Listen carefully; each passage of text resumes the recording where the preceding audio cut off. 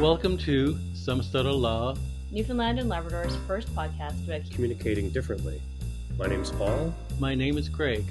My name is Laura.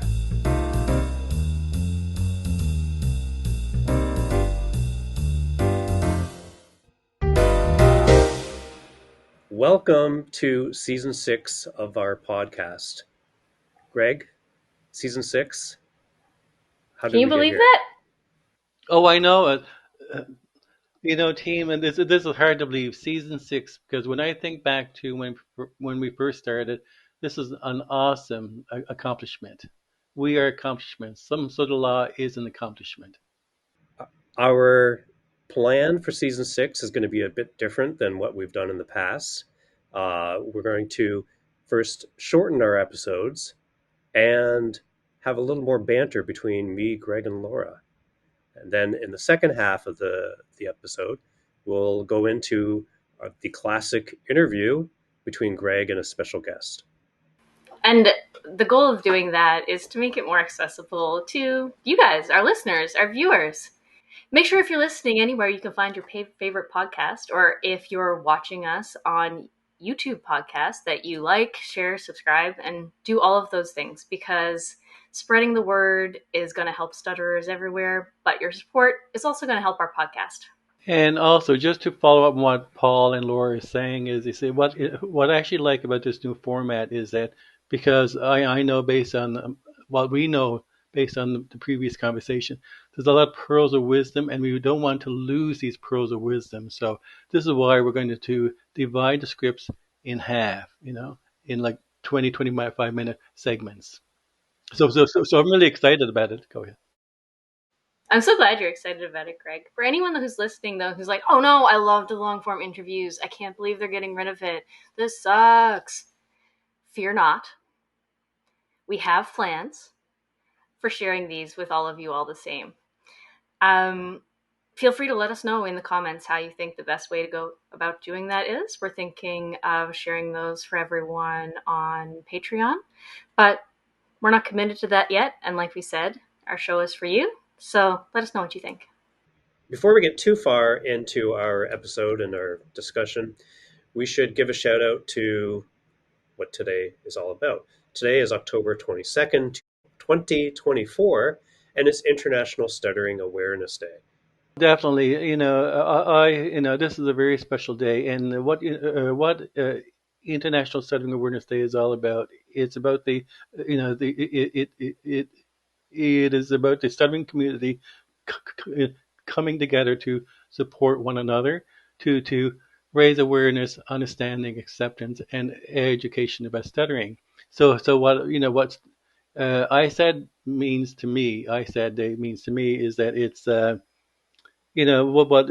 I view it is a gift that keeps on giving and giving and giving. Because I feel when I listen and read to and see people stutter, the whole global uh, community of stutterers coming together to share their lived experiences.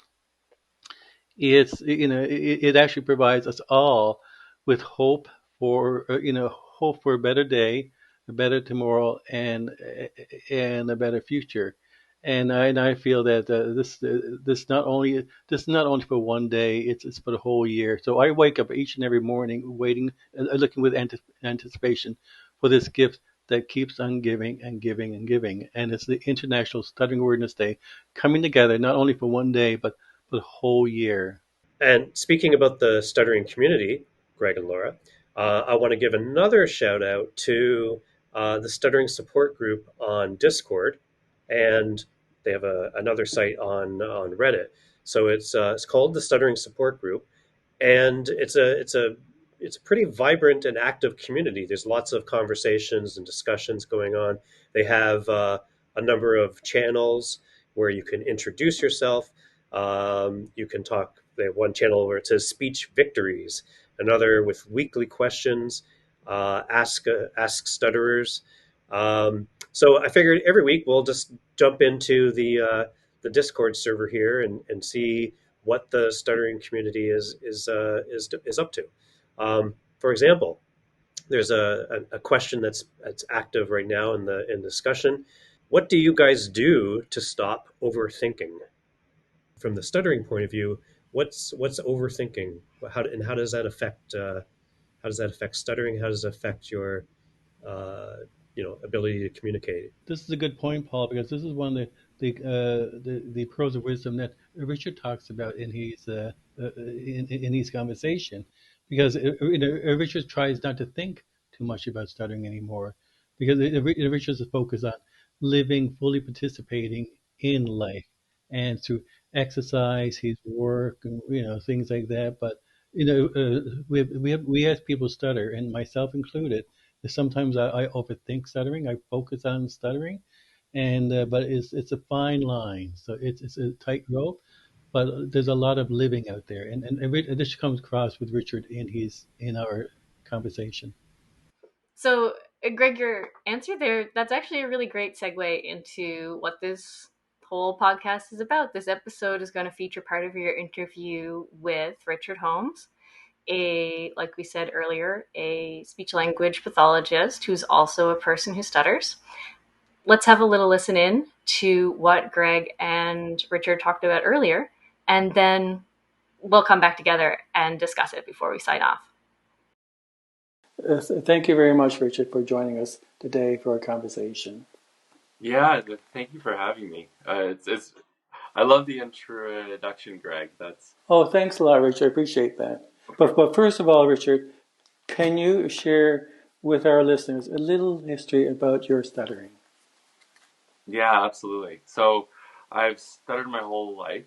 I guess to take it from what I remember, I I guess I had speech therapy when I was sort of in a school age scenario, and but really didn't take too much, didn't change a whole lot. And that is when the really feeling of being a person who stutters was sort of instilled into me. From that young age, sort of approaching speaking as if I'm a person who stutters, letting being a person who stutters shape how I go about my day-to-day life and the way I feel about myself related to that. And I guess it wasn't until I was about 19 that I did a more intensive speech therapy program at the Speech and Stuttering Institute, the Fluency Plus program. And that was the first time I really experienced what it was like to be able to speak fluently. Now, I want to get into that a little bit more, what that means, because that's a very complicated issue. A very hot issue. That's part of one of my questions. The F word, the F word, I call it, the fluency word. Yeah, absolutely. So that was a really, and I guess that's what really shaped my experience of wanting to then become a speech language pathologist. Essentially, being able to speak fluently, but still fearing speaking and fearing not being able to obtain that fluency. And that's what really sparked my interest in understanding the complexity of stuttering a lot more. And we're pursuing the different ways of understanding that through things like support groups and different organizations. And then sort of then going on to become a speech language pathologist and diving into understanding stuttering a lot more and understanding why I had those experiences that I did and how that had shaped me was really helpful. And then to where I am now, where I think it's this is interesting that this interview sort of comes at this time, or this conversation, because stuttering is not something I think about a lot anymore, which is pretty. It's aside from my work when I'm working with people who stutter, it's something I try not to even cross my mind. Apart from when I'm like, oh well, there it is. But it's interesting, and how much more ease that has brought me is really interesting as well. Wonderful, Richard. Richard, how long have you been an SLP now? How many years? Yeah, I've been practicing for 5 years. Okay, so would you consider yourself a newbie still? Absolutely. I think that is one of the best ways, and I hope to always consider myself a newbie at it. I think that's. I remember somebody, a physician, once said that they call it practicing for a reason. You're still practicing. You're not performing. You're not doing it. You're practicing because every person Yeah. you work with, every new thing you do, you're basically just learning how much you don't know, and then you're practicing how to improve at it. Excellent approach to it, Richard. Mhm. Richard, are there any you touched on this already? Are there any are there any positive or negatives as an SLP who stutters working with people who stutter? Like, is there any positive or negatives? I'm just wondering. Yeah, that's actually a really good question because a lot of people assume they're like, oh, of course, to be a good um, therapist for somebody who stutters, you need to be someone who stutters. Like they'll always assume you would be a that better therapist because of that. And I think it gives you the immediate advantage of being able to relate to some of the nuances of the experience that are quite hard to understand. So that's an obvious positive of it. But there is the challenge of not letting your own experience biasing you. In thinking about our conversation, I had this come to my mind that it was like, you know what? Just because you're a person who stutters and you're an SLP means you only know one more person who stutters than the next SLP who had all your experiences. Because Mm. really, I think that's something really important thing about stuttering is if you met one person who stutters, you met one person who stutters. It's not a homogeneous group. So that if you know your experience really well, that only means you know your experience. That I think it adds some layers of understanding, but it's yeah, I think it could be easy to let your own experience bias your approach to other people. Mm. Great, Richard. Um, as an SLP who stutters, have any of your clients or parents expressed concerns about you as an SLP working with the client who stutters? Like mainly. Oh, that's an interesting question. I not to my face at least, or Okay. not directly. Um, So I'm wondering, Richard, yeah, no, I have. if by chance a parent comes up to you and says to you, well, you're an SLP, and this is where this may not be a fair question, but I think this is where a lot of people who I guess I don't know, just to try to simplify this question. If I was coming to you as a person who stutters, and I say, well, he's a person who stutters, and he's an SLP, but he's still stuttering. How would you answer someone like that or a parent? Well, you know what? I think where I where I'm fortunate is that I'm very upfront from the start that the Mm. goal isn't going to be fluency.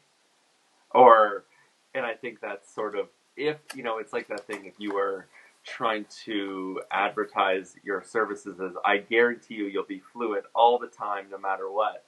And then you say that while stuttering, that's not very good advertising, right? So I think I try to stay away from shooting myself in the foot there by Yeah. making it like, if anything, what I would sort of say is like, yeah, you know what, I'm comfortable enough with my speech to have pursued a profession where I have to speak all day. So I can certainly say we can work towards that goal. Mm. How pretty it comes out, I can't guarantee that. So, Richard, as an SLP who stutters, what is your definition of the F word, fluency? You see, just to let you know where this F word came from. The F, uh, the F to describe fluency. I remember attending a workshop with people who stutter, and someone referred to fluency as the F word. When they said the F word, I thought something else, but Mm-hmm. you said that's the fluency word.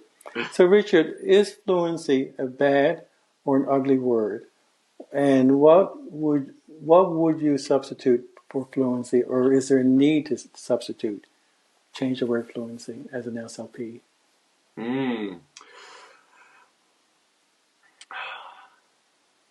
Yeah, I think it carries some baggage for some people who have used it as a synonym for not stuttering. Okay? So if you're thinking of fluency as like, oh, that means if you just speak like somebody who doesn't stutter, I think that's a pretty difficult uh, benchmark to give for yourself, and will carry with it um, a lot sort of unneeded stress and pressure that someone puts on themselves. If the idea, though, in the actual sort of semantic meaning of fluency, for something to sort of move fluidly and maybe seamlessly, I think you could be, in a sense, fluent while stuttering, right? If you think about it more like, instead of having discomfort and tension and avoidance and things like that while you're speaking, the alternative to that is sort of fluently stuttering and speaking and communicating. I think that can be a useful goal to have. Mm-hmm. Wonderful. That sounds positive, Richard. Richard, do you consider yourself? I mean, this is a $64 word question. Do you consider yourself a confident person who stutters? In like confident in to speak and communicate in Yeah. different Yeah. situations. I think so. Yeah, I think Okay. it's, and something that's coming to my mind right now is, this is really the miracle or sort of the um, really confusing part about stuttering, is that right now this is probably the most fluent I've spoken in the last year, and this is really uh, speaks to what the sort of that bottom part of the iceberg of stuttering is that I'm with somebody else who stutters. We're talking about stuttering. It's so much easier for me to speak in this situation. Mm-hmm. I often find with my clients who stutter, I'm annoyed of like, oh man, my speech, they're not even going to believe me that I stutter. It's so fluent because all of that part that's below the surface of the iceberg, all the psychosocial parts of it, is just washed away in this situation. I'm like, oh, I Mm-hmm. don't need to hide anything. This is like, I'm just so free, and I know absolutely whatever comes out of my mouth is totally fine. So this is sort of ideally the goal, right? Like Mm-hmm. to communicate with everybody the way that we are now, with none of that baggage influencing your speech. Mm. Oh, I like how you just phrased it, Richard. It's almost like you're saying stuttering with ease. Mm-hmm. You know what I mean? Like it's almost as if, because I mean the older I get and hopefully the wiser I get, that stuttering doesn't have the as much of an intensity it used to have when I used to stutter, or I mean when I do stutter or block. I mean the for me it's the overall intensity of my stuttering, the impact on me emotionally, psychologically is lessening. That's the word I'm looking for. It's lessening, and I think that's a positive sign. you know, Yeah. because I remember years ago I used to beat myself royally, and I used to sort of it would stay with me for days and days, put me in a very dark period. Mm-hmm. But I think this is I think I mean this is what you're saying as well, that the intensity is not that there. I mean, one still stutters, but it's more of a stuttering with ease. Mm-hmm. Yeah, I think that's sort of a really, that's such a productive goal to have, Mm-hmm. right? Like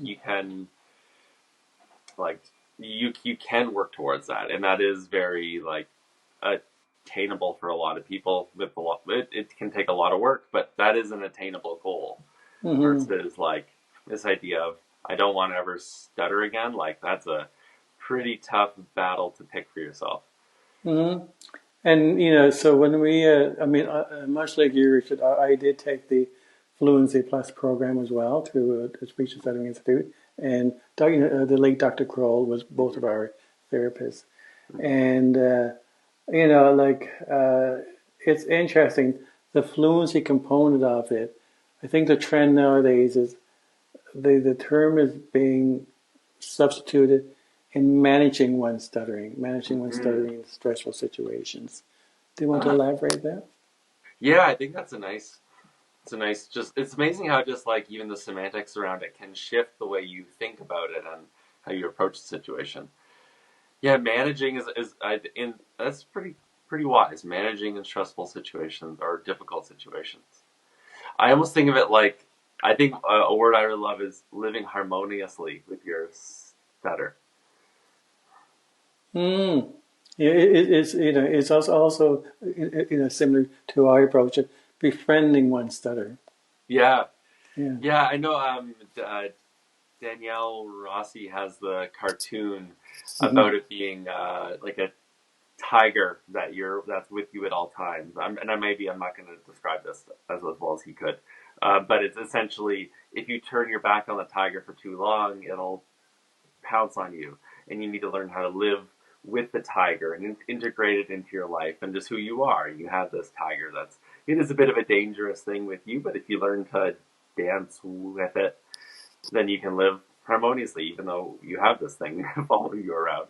And I Hmm. like that idea a lot more. It's sort of like this isn't going to go away, but you can learn how to dance with it and carry it along with you and work it into your how you go about your day to day life. Hmm. That that reminds me of some sort of law conversation I had with Mary Wood. You know Mary Wood, uh, Yeah, yeah, lovely person. So we were having a great conversation. And Mary, as you know now, is the author of a book called Beyond the Fear of Stuttering, Befriending Stuttering. ah, She shares a book. She published it last year. Anyhow, during the conversation I had with Mary, sometimes I had referred to having a difficult experience with stuttering as a train wreck experience. And, we all have these train wreck experiences, the severe blocks, the repetitions. And she said, Greg, now Mary is also a minister as well. mm-hmm. And, Mary so eloquently said, Greg, instead of referring to a train wreck experience, why don't you refer to it as a wonderful experience of stuttering? Mm-hmm. So, welcome back, Greg. Thanks for the interview with Richard. And thank you, Richard, for being a special guest on our first episode of season 6. I love listening to that interview, Greg. It's really interesting the perspective that dual perspective that Richard must have as both being someone who knows about it from the sciencey side of stuttering, but also, like you've talked about before, the importance of the lived experience. And well, I hope that everyone enjoyed listening to Richard, and also a special shout out to Richard for being so transparent with his lived experiences. And like when I'm listening to people who stutter, it's amazing what I learn as a person who stuttered with many years of this lived experiences, and it's amazing how much I'm learning so much about how stuttering has impacted my life and how the pieces of the puzzle comes together. But listening to people like Richard helps me put pieces of my life together as well, and motivates me. So again, so I'm glad. I hope everybody has enjoyed it, and wait with anticipation for next week's part two. Next week, 2 weeks Two from now. weeks. 2 weeks. Oh, right. Yeah. So in 2 weeks, tune in again. We'll have the second half of the interview with Richard Holmes. And until then, check out our Instagram page, our website at somestutterla.ca. Don't forget to like, share, and subscribe. It's really important to the podcast. It really helps in a way that you probably don't know. See you Thanks, next everybody, time. for Thank you, listening. everybody. See you next time. I was Laura. That was Paul. We also had Greg, and this has been Some Star Law. Can't wait to meet you again. See you again.